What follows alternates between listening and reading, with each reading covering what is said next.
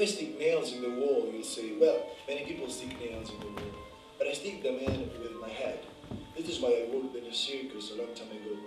I used to walk down to the area with a nail in my hand. I placed the point of the nail against the wall. Then I gave it a strong knock with my head and zack! The nail perforated the wall. I became a star of the circus. But there was one time when I missed the target. It happens to everybody. I placed the nail's end against the wall. I gave a strong knock with my head to the point of the nail. And zack! The nail penetrated into my brain. It happens sometimes.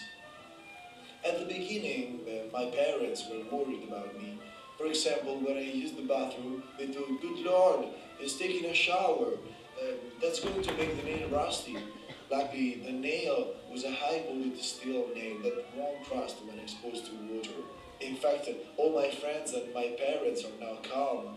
And as for myself, I also feel much calmer than before. Well, since I got a nail stuck inside my head. Let's say, just to make a joke, that now I have a fixed nail. Let's say that I've discovered that the intensity of pain is inversely proportional to the interest that one has for the thing and the word.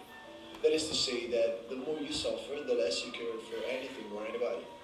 In fact, now I'm a sort of wise man among the people I know, as they all come to me for advices. For instance, a friend came to me to inform me that he had lost his wallet. I gave him a punch in the face, breaking his nose. He stopped complaining about the wallet and began thinking about the pain he felt in the middle of his face. In addition, another friend of mine complained because his car had been stolen and he still had to pay back to the usurer.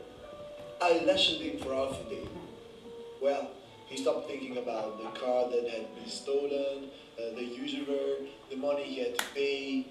Pain is a drug, not like heroin, cocaine, amphetamine, ketamine. When you feel pain, you can't think about anything else.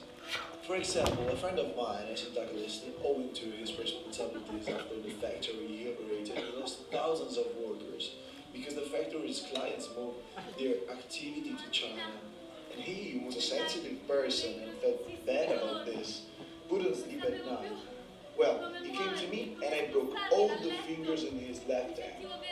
He's left-handed, so that's the hand he missed the most. Well, when he has to see the trade union agreements, he feels inadequate. But then he takes the pen, suffers pain but sees everything and cares nothing about the workers. Pain is a great drug. In fact, I have organized my plan. I go to schools, wait for the students that are going home, and speak with those who have got a bad mark in mathematics, or who have been abandoned by their girlfriends. I get 5 euros from each of them. I give them a kick in their balls.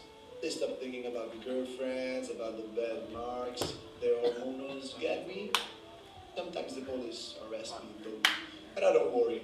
I give kicks in the ball to the police officers too because, yeah, you know, they like it too. They are current.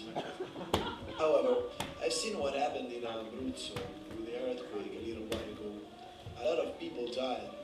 Who knows how many illegal people were in Abruzzo? Now, this is the real problem of this country. In fact, I'm happy when I hear that they are carried back on their country of origin on their rubber boats. How many were immigrants that worked in Abruzzo legally and paid rent for homes made of sand where 40 people lived together in a room in very bad conditions? All these people have died and their presence was somehow not recorded in any legal papers, and now nobody is even looking for them and nobody even cries for them. All this suffering has been dispersed, but sooner or later we shall have to discover that dead bodies. Even if they were immigrants, they were still people. But they are foreign people who are taking up all the grave space that was meant for Italians. I don't want my cemetery to become ethnically diverse. You know what I mean? Please pardon me. I'm not racist. I'm not cynical either. The point is that I am what I am. A guy with a nail